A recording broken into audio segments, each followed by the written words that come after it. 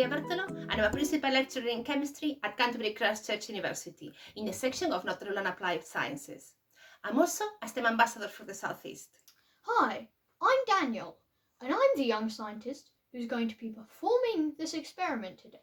I'm also interested in design and technology. So Daniel, what are we doing today? Today, we're going to be seeing how keeping the same material but changing the shape can affect the strength of a structure. Before we make a start, a very big thank you to the STEMazing Inspiration Academy, which is where we got the idea for this video. Okay, let's make a start. In this experiment, we're going to be testing the strength of shapes. We're going to make two types of columns, cylindrical and triangular, using paper and sellotape. Then we're going to test their strength with a pile of books. This book is going to be used as the base, and it has a column on it. So it might give you a hint as to which column is the strongest.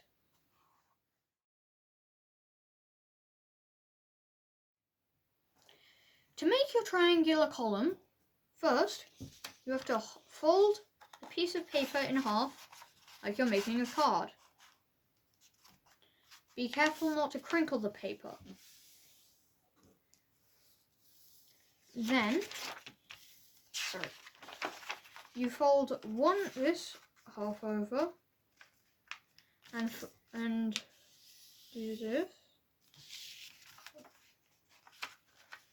and you fold the other half over. Then you make the triangular shape and stick it together with a few pieces of sellotape. You might need some help in this part.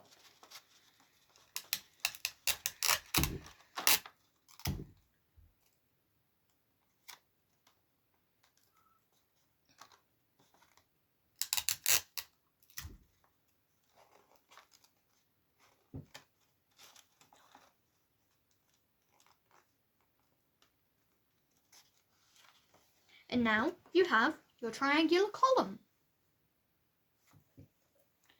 You need to make 4.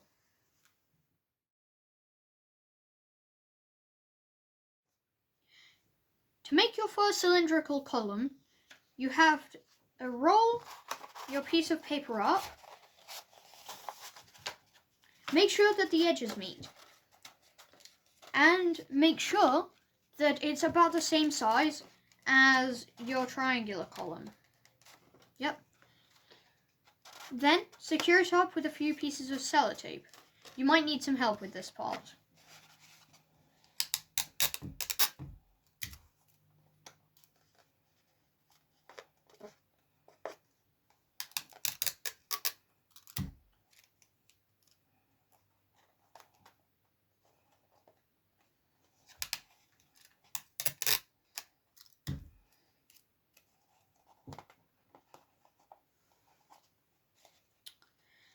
And here is our first cylindrical column.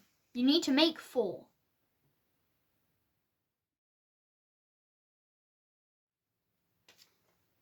Now we're going to test our triangular columns. We're going to place them evenly spread out on these 4 markers we've drawn.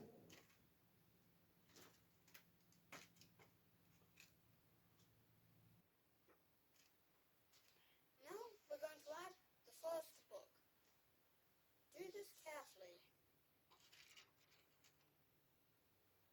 Now we're going to carry on adding books until it falls.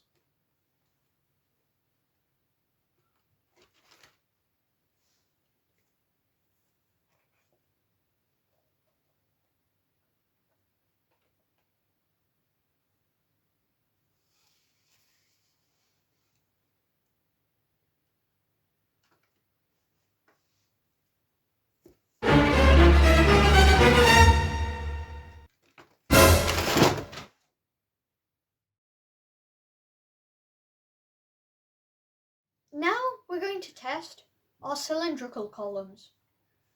We're going to place them on the same markers as before and then place the books in the same order to make sure that everything is kept the same except for the shape of the columns.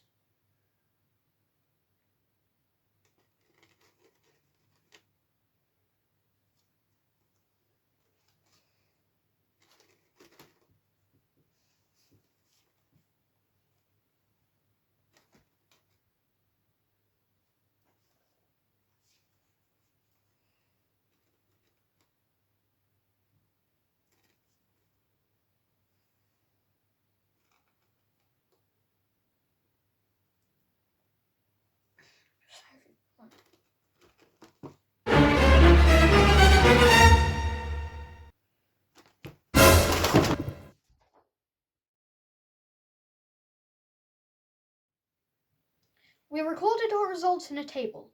The triangular columns failed at 5 books, with the combined total weight of the books being 2.8 kilograms. The cylindrical column, however, was much stronger. It only failed when we added the 7th book, and the combined total of the weight of the books was 5.5 kilograms, double the weight. What we did just now is called a destruction test. In a destruction test, we test materials to destruction to see how much weight they can support before collapsing.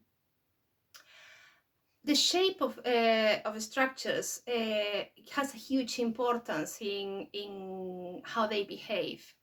When you have a smooth structure without edges or corner, like a pillar or a dome or an arch, they are very good at spreading the load evenly when loaded top to bottom.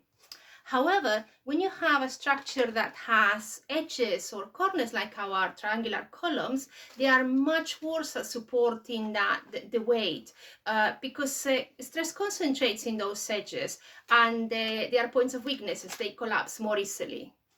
However, connected shapes do make a difference. If you connect a lot of triangles together, you create a very strong structure called a truss. You see this in places like the Forth Rail Bridge in Scotland and the Eiffel Tower in Paris.